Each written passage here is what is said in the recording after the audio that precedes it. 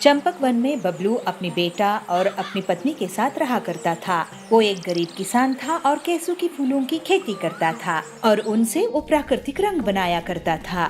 उस रंग को होली के समय वो बेचा करता था, लेकिन उससे उसकी ज्यादा कमाई नहीं होती थी। एक बार पीलू, अजी सुनते हो, कितनी देर में आपका रंग बनेगा? हमें सुंदरी चाची के यहाँ जाना है, वहाँ पे होली का पूजा है। अरे मुझे थोड़ा समय लगेगा, एक काम करो तुम ही चली जाओ। अरे आजकल के जमाने को तो जरा देखो, कितने होली के रंग आने लगे हैं। तुम ले देकर 2 ही रंग बना पाते हो, कम से कम अपने पड़ोसी कालू भैया को तो देखो, उन्होंने अपनी दुकान को कितने सारे रंगों से भर रखे हैं। उनकी दुकान चटक रंगों से भरी हुई है और तुम्हारी है 2 रंग। अरे पीलू, दूसरों को देखकर क्या मैं अपना काम छोड़ दूं? मेरे बाप दादा भी यही काम किया करते थे। हम प्राकृतिक रंग ही बनाएंगे। और तुम्हें पता तो है पीलू कि असल होली तो इन टेसू के फूलों से बने हुए रंगों से ही खेली जाती है। भगवान श्री कृष्ण भी इन्हीं फूलों के रंगों से होली खेला करते थे। हाँ, पर उस समय ऐसे केमिकल के रंग भी तो नहीं आते थे। अब जमाना बदल गया है, तुम भी बदलो। तो बबलू कहता है, तुम कुछ भी बोलो पीलू, मैं अपना काम नहीं बदलूंगा। ये रंग प्राकृतिक हैं, इनसे कोई नुकसान नहीं होता। तुम समझ भी रही हो तुम क्या कह रही हो? वो रंग कितने खतरनाक केमिकल से बने हुए होते हैं, चमड़ी खराब कर देते हैं। अरे मुझे मत समझाओ, समझाना है तो उन ग्राहकों को समझाओ जो ज्यादा पैसे देकर उन केमिकल से बने हुए रंगों को खरीदते हैं। ऐसा कहकर पीलू वहाँ से चली जाती है। पीलू चाहती थी कि उसका पति बबलू केसू की फूलों की कृषि बंद करके कुछ ऐसा काम करे जिससे उसकी अच्छी कमाई हो, लेकिन बबलू अपना काम बदलने के लिए तैयार नहीं था। ये बात सच थी कि उसके रंग बाजार में मिलने वाले नए नए केमिकल के रंगों के मुकाबले कम बिकते थे, लेकिन जंगल में अभी भी कुछ पक्षियाँ थे जो बबलू से रंग खरीदा करते थे। इस बार बता तूने कैसा रंग बनाया है? राम राम काका, देखो इस बार फूलों की कितनी अच्छी खेती हुई, तो रंग कितने अच्छे खिले खिले बने हैं। हाँ, रंग तो बहुत अच्छे लग रहे हैं। मैं इस बार ज्यादा खरीद कर लेके जाऊंगा। बबलू खुश होकर उन्हें रंग देता है। अरे लेकिन क्या बताऊं, मेरा लड़का अपने बेटे के लिए बाहर से केमिकल का रंग खरीद कर लाया है और पिचकारी भी लेकर आया है। वो लोग तो समझते ही नहीं बात को कि प्राकृतिक रंग क्या होते हैं। ऐसा कहकर कालू वहाँ से चला जाता है। बबलू की दुकान पर बहुत कम लोगों ने रंग खरीदा। दूसरी तरफ कालू की दुकान बहुत जोरों शोरों से चल रही थी। वो शहर से जो भी रंग खरीद के लाया था, सबका सब बिक गया था। आज दुकान जल्दी बंद कर दी। हाँ बबलू भाई, क्या करूँ, सारा माल बिक गया है। आज मैं शहर जाकर और माल खरीद कर लाऊंगा। वैसे तुम्हारा क्या हाल है, कुछ कमाई धमाई हुई कि नहीं? अरे नहीं भाई, मेरी इतनी कमाई नहीं होती है। माफ करना बबलू भाई, लेकिन तुम ज्यादा बुद्धिमानी भरा काम नहीं कर रहे हो। पहले फूलों की खेती करो, उनको सुखाओ, फिर उसके बाद मेहनत करके उनसे रंग निकालो। ये सब झंझट आज के जमाने में कौन पालता है? देखो मैं तुम्हारा धंधा खराब तो नहीं करना चाहता, लेकिन मुझे भी तो कमाई जमाई करनी है। केमिकल से बने रंग ही मुनाफे का सौदा है। देखो तुम्हारी दुकान तो चल नहीं रही है, क्यों ना तुम मेरी दुकान में काम करने लगो। अच्छी पगार दे दूंगा, मुझे भी भरोसेमंद कबूतर मिल जाएगा। बताओ क्या कहना है तुम्हारा? अरे नहीं भैया, मैं आपके यहाँ अभी काम नहीं कर सकता हूँ। मेरी जो भी कमाई है मैं उससे संतुष्ट हूँ। अरे बबलू, तुमसे तो बात करना ही बेकार है। ऐसा कहकर कालू वहाँ से चला जाता है, पर बबलू अपनी मेहनत से प्राकृतिक रंग बनाना जारी रखता है और होली का त्योहार आ जाता है। जंगल में सभी धूमधाम से होली मना रहे थे, लेकिन बबलू के घर में उतनी खुशी नहीं। पीलू दुखी थी कि उसके पति की कमाई नहीं हो रही है और वो उसे कहती है, अरे अजी देखो ना, पूरी जंगल कितनी खुशी से त्योहार मना रहा है और एक हम हैं, हमारे पास त्योहार मनाने के लिए पैसे ही नहीं है। आखिर क्या काम आया तुम्हारा रंग बेचने का काम? वो भी होली की जैसी त्योहार में। पूरे जंगल में पक्षियाँ मिलजुल कर बहुत खुशी के साथ होली मना रहे थे, मगर थोड़ी ही देर के बाद उन सब के शरीर में अजीब सी जलन होने लगी और खुजली भी होने लगी। वो सभी पक्षी परेशान हो गए। वे लोग नदी में जाकर नहाने लगे और जब रंग उतरा देखे कि उनके पर जल चुके हैं। वे सभी डॉक्टर के पास गए। डॉक्टर ने उनकी जांच की और कहा, अरे आप लोग क्या रंग से होली खेल रहे थे कि तेजाब से? देखिए कैसे आपके पर जल चुके हैं। आप सबको स्किन इन्फेक्शन हो गया है। लगता है बहुत ही हानिकारक रंग से आप लोगों ने होली खेली है। उन पक्षियों की घर वाले काले कौवे को घेर लेते हैं और उससे पूछते हैं कि वो ऐसा कौन सा रंग लाता था। कालू उन्हें कहता है, अरे अजीब लोग हो आप लोगों को तो पता ही है कि मैं केमिकल के रंग बेचता था।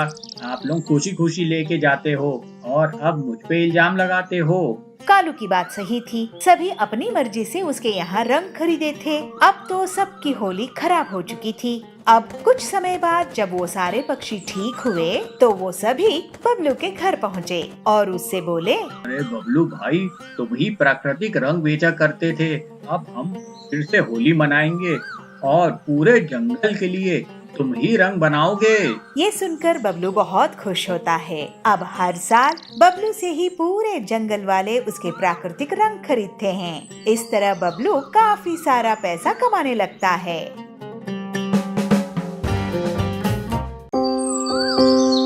एक बड़ी सी जंगल थी। उस जंगल में नदी के किनारे एक पेड़ पर कबूतर रहता था। उसी जंगल में एक दिन कहीं से एक मधुमक्खी भी गुजर रही थी। अचानक से वह एक नदी में जा गिरी। उसके पंख गीले हो गए। उसने बाहर निकलने के लिए बहुत कोशिश की, लेकिन वह नहीं निकल सकी। जब उसे लगा कि वह अब मर जाएगी तो उसने मदद के लिए चिल्लाना शुरू कर दिया। अरे कोई तो मुझे बचाओ बचाओ, मैं नदी में गिर गई हूँ, मैं उड़ नहीं पा रही हूँ, मुझे नदी से बाहर निकालो। तभी पास के पेड़ पर बैठे कबूतर की नजर उस पर पड़ गई। कबूतर ने उसकी मदद करने के लिए तुरंत पेड़ से उड़ान भर ली। नदी के पास जाकर बैठने वाली कबूतर सोचती है, अरे इसको कैसे बचाएं? ये तो इत्तू सा मधुमक्खी है। हाँ, आइडिया। ऐसे कहते हुए एक तरकीब सोचती है। कबूतर ने एक पत्ते को अपनी चोंच में पकड़कर उसे नदी में गिरा दिया और मधुमक्खी से कहा, अरे मधुमक्खी, आप न इस पत्ते पर बैठ जाओ, मैं अपनी चोंच में इसे लेके नदी से बाहर उड़ जाऊंगी। हाँ, आपकी आइडिया तो बहुत ही अच्छी है। आप बहुत होशियार हो। मैं जरूर उस पत्ते पे बैठ के नदी पार करूंगी। वह पत्ता मिलते ही मधुमक्खी उस पर बैठ गई। थोड़ी ही देर में उसके पंख सूख चुके थे। तब वह उड़ने के लिए तैयार थी। इस बात को कई दिन बीत चुके थे। एक दिन वही कबूतर गहरी नींद में सो रही थी और तभी एक लड़का उस पर गुलेल से निशाना लगा रहा था। कबूतर गहरी नींद में थी, इसलिए उसे इस बात की एहसास नहीं हुई। लेकिन उसी समय वहाँ से एक मधुमक्खी गुजर रही थी, जिसकी नजर उस लड़के पर पड़ गई। यह वही मधुमक्खी थी जिसकी जान कबूतर ने बचाई थी। अरे बदमाश लड़के, कबूतर सो रहा है तो उसको निशाना बना रहे हो। देखो मैं क्या करती हूँ। मधुमक्खी तुरंत लड़के की ओर उड़ गई और उसने जाकर सीधे लड़के के हाथ पर डंक मार दिया। मधुमक्खी के काटते ही लड़का तेजी से चिल्ला पड़ा। उसके हाथ से गुलेल दूर जाकर गिरी। अरे बहुत जलन हो रही है, मधुमक्खी ने मुझे काट लिया, अब मैं क्या करूं? कहते हुए रोने लगा। लड़के की रोने की आवाज सुनकर कबूतर की नींद खुल गई थी। वह मधुमक्खी के कारण सुरक्षित बच गई थी। कबूतर को सारी माजरा समझ में आ गया। उसने मधुमक्खी को जान बचाने के लिए धन्यवाद बोली। अरे मधुमक्खी, तुम तो मेरी जान बचाई, वरना इस बदमाश लड़के ने तो मुझे निशाना बना लिया था। अरे मैंने आपकी उपकार नहीं भूली। ऐसे दोनों बात करते हुए जंगल में उड़ गए। हमें भी जरूर मुसीबत में फंसे व्यक्तियों को मदद करनी चाहिए। इससे हमें भविष्य में इसके अच्छे परिणाम जरूर मिलते हैं। अच्छा कर्म से अच्छा फल। मल्हार नगर में डोलू मोलू दो भाई थे। दोनों खूब खेलते, पढ़ाई करते और कभी-कभी खूब लड़ाई भी करते थे। एक दिन दोनों अपने घर में पीछे खेल रहे थे। मुझे वो बैट दो, मैं पहले बैटिंग करूंगा। मैं क्यों दूं? मैंने टॉस जीता है। दोनों में अनबन शुरू हो गई, मगर क्रिकेट तो खेलना था दोनों को। तभी वहाँ पे उसके दादाजी आते हैं। क्यों झगड़ रहे हो बच्चे? देखो ना दादाजी, मैंने टॉस जीता है, मुझे बैटिंग करने नहीं दे रहा है। अरे बोलू, टॉस अगर उसने जीता है तो उसको देना चाहिए ना। तो मोलू कहता है, टॉस जीता तो क्या हुआ? आने से पहले हम दोनों में बात हुई थी कि मैं पहले बैटिंग करूंगा। ऐसे इन दोनों की झगड़ा देखते हुए दादाजी को कुछ समझ में नहीं आता है। तो दादाजी सोचते हैं इन दोनों को खेलना तो है, मगर खेलने से पहले झगड़ा खत्म करना है। तो दोनों बच्चों को सामने बुलाते हैं और बिठाते हैं। बिठा के उनको समझाते हैं कि दूसरों की भलाई या तो खुशी में अपनी खुशी छुपी होती है।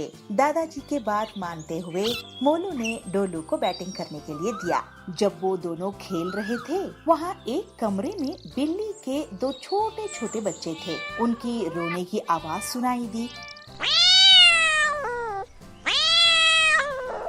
ये दोनों वहाँ पे जाकर झांक के देखते हैं, बिल्ली की माँ कहीं गई हुई थी।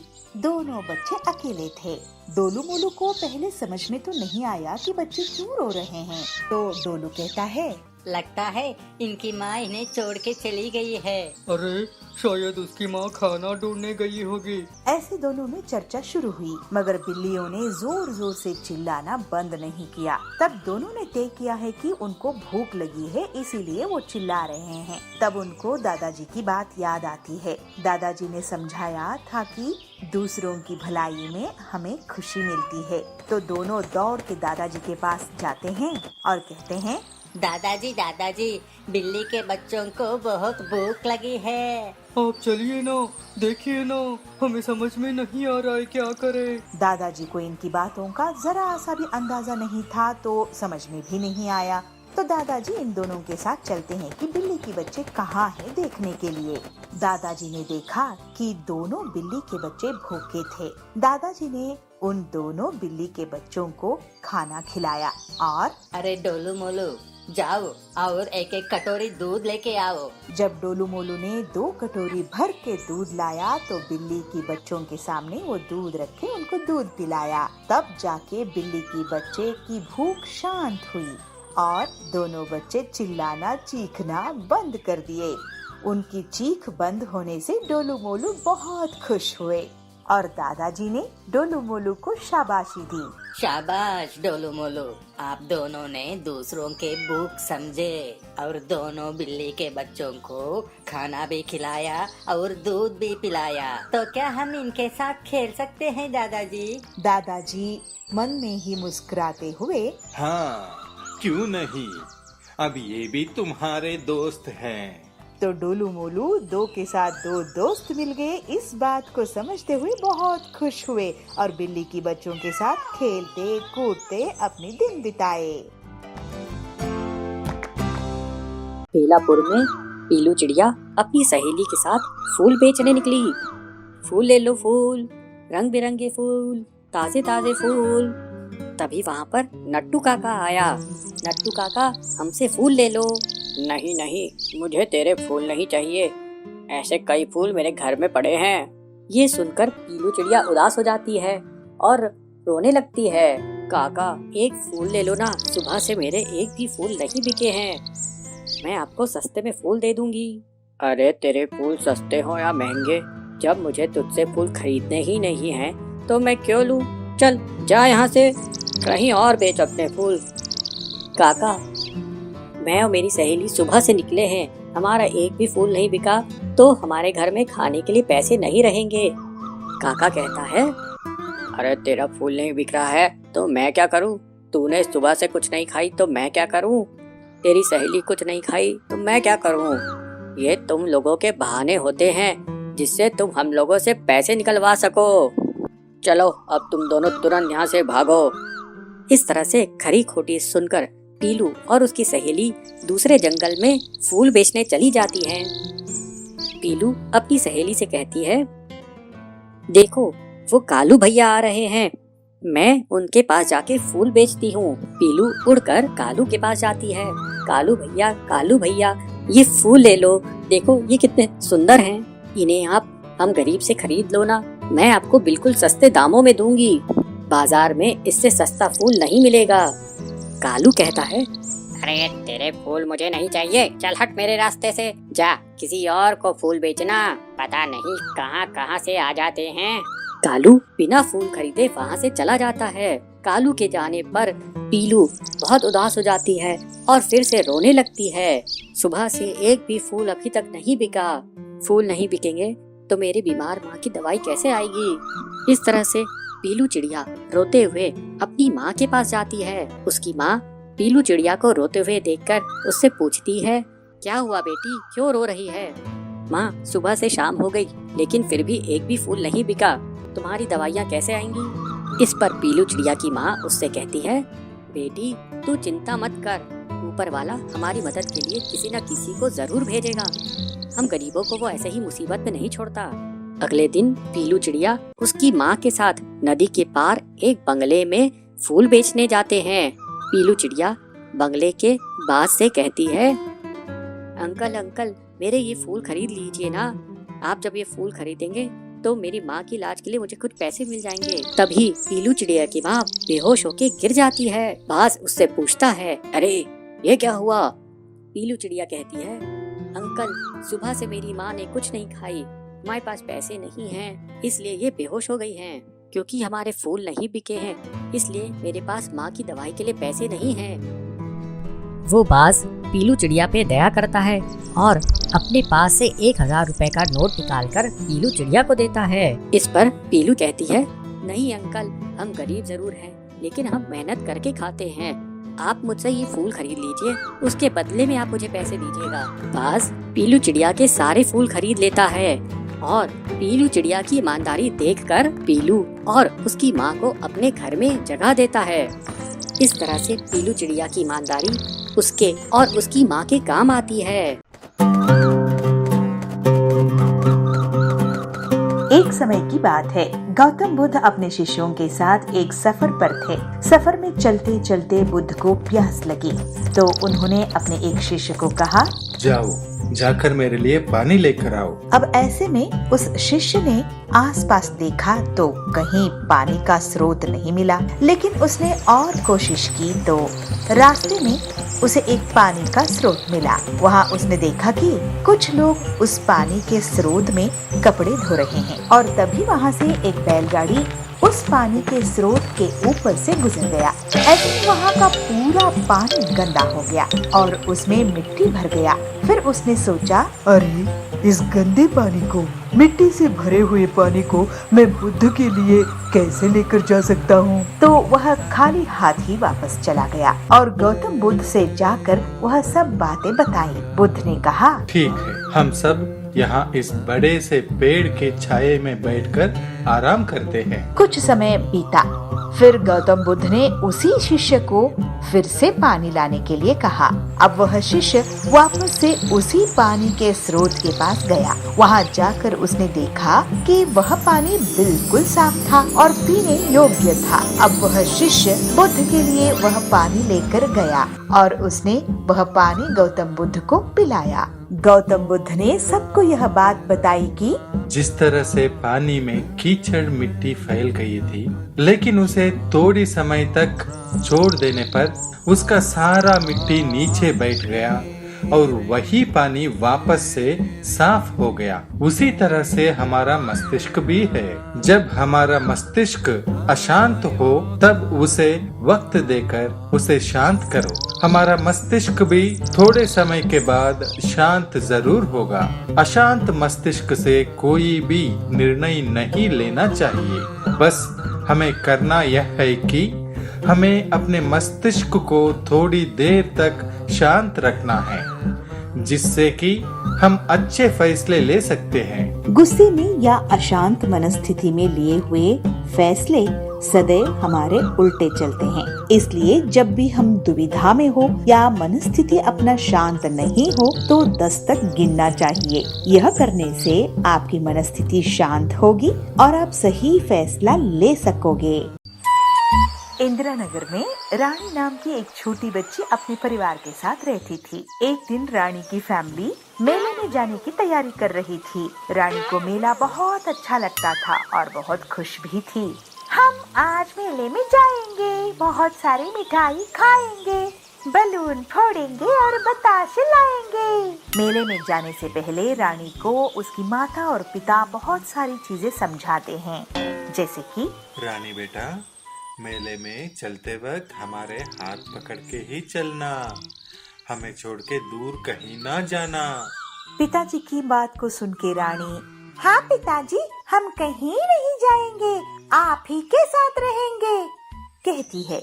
और उसकी माँ कहती है, देखो रानी, कोई अगर कुछ भी देना, खाना नहीं, आपको जो चाहिए हमें बताओ, हम आपके लिए खरीदेंगे। तो माँ को भी रानी कहती है, हाँ माँ, जैसे आप कहो। तो ऐसे तैसे करके रानी और उनकी परिवार की यात्रा चल पड़ती है मेले की ओर। मेले में जाते वक्त सब लोग नाश्ता करने के लिए उतर जाते हैं। अरे जल्दी जल्दी नाश्ता खत्म कर लो, वरना मेले में जाने के लिए देरी होगी। रानी बेटा, आ जाओ, तुम भी खा लो, यहाँ वहाँ देखते पीछे ना रह जाना। सबकी बातों को रानी मुंडी हिलाती है, मगर रास्ते में आने जाने वाली गाड़ियों को देखते, उसमें बैठे लोगों को टाटा करते हुए और हड़बड़ी में रानी की पूरी फैमिली रानी की ख्याल न करते हुए चले जाते हैं। बीच रास्ते में खड़ी रानी को याद आता है कि अपना परिवार चला गया है, ना उसको घर का पता है और ना मेले का। घर का रास्ता नहीं मिलने के कारण रानी काफी देर से परेशान हो जाती है। रानी के घर वाले मेले में जाने की खुशी में गाते बजाते आगे निकल जाते हैं। उनके साथ मेले में जाने वाले और परिवार भी जुड़ जाते हैं और रानी अपने साथ नहीं है इसका ख्याल ही उन्हें नहीं आता है। घर की रास्ता ढूंढने में परेशान रानी, अरे चाचू, आपको इंदिरा नगर का रास्ता पता है? अरे नहीं बेटा, इंदिरा नगर में कहाँ जाना है आपको? मेरी घर की पता तो पूरा मुझे नहीं पता। ऐसे कहते हुए रानी आगे निकल जाती है। रानी को भूख बहुत सताने लगती है। भूख से जोर से रोती हुई रानी चलते चले जा रही है। ऐसे ही अपने घर की पता ढूंढते हुए रोते जाने वाली रानी को रास्ते में चॉकलेट की गाड़ी गुजरता हुआ नजर आता है और उस गाड़ी से एक बड़ा सा चॉकलेट नीचे गिर जाता है। रानी के तो भाग्य खुल गए। रोते रोते जाने वाली रानी की मुंह पे मुस्कुराहट आती है। अरे मुझे भूख लगी थी तो भगवान ने इतनी बड़ी चॉकलेट दे दी। ऐसे कहते हुए रानी अपने घर की रास्ता ढूंढना भूलकर उस चॉकलेट को उठाती है। चॉकलेट इतना बड़ा था कि रानी के हाथ से उसको उठाना भी नहीं हुआ। तो रैपर खोल के रानी एक जगह पे एक टुकड़ा तोड़ के खाने शुरू करती है और उसी समय वहाँ पे एक पुलिस की गाड़ी आती है। रानी को फट से याद आ जाता है कि उसे घर भी पहुँचना है, तो दौड़ के जाके पुलिस की गाड़ी को रोक लेती है। पुलिस अंकल, मैं ना रास्ता भूल गई हूँ, मुझे घर जाना है। बेटा, आपका घर कहाँ है? एड्रेस क्या है? मुझे तो सिर्फ इतना पता है कि मेरा घर इंदिरा नगर में है। तब पुलिस वाला भी परेशान हो जाता है और रानी को कहता है, कोई बात नहीं, हम आपको घर पहुंचा देंगे। कहते हुए रानी को गाड़ी में बिठाता है, मगर रानी थोड़ी ही आने वाली थी। वो कहती है, पहले अपना चॉकलेट उठा ले। पुलिस वाला भी डट जाता है, या रानी को ले जाएगा या फिर चॉकलेट को। तो रानी दोनों हाथों से खींचते हुए उस चॉकलेट को गाड़ी में चढ़ा देती है। गाड़ी में बैठ के पेट भर चॉकलेट खाती है। रानी ने सोचा थोड़ा बहुत इसे पुलिस वाले को भी दे दे और बाकी बचा हुआ घर ले जाए, ताकि घर में जो उनके परिवार है वो भी खा सके। हाँ, इतनी अच्छी चॉकलेट तो अकेले नहीं खाना चाहिए, ज्यादा चॉकलेट खाने से दांत सड़ जाते हैं ना। ऐसे मन में कहते हुए पुलिस वालों को भी एक एक टुकड़ा चॉकलेट तोड़ के देती है। उतने में पुलिस स्टेशन भी आ जाता है। इस तरफ पुलिस स्टेशन में रानी की पिताजी और माँ भी थे। वो कंप्लेंट लिखाने आए थे रानी के बारे में।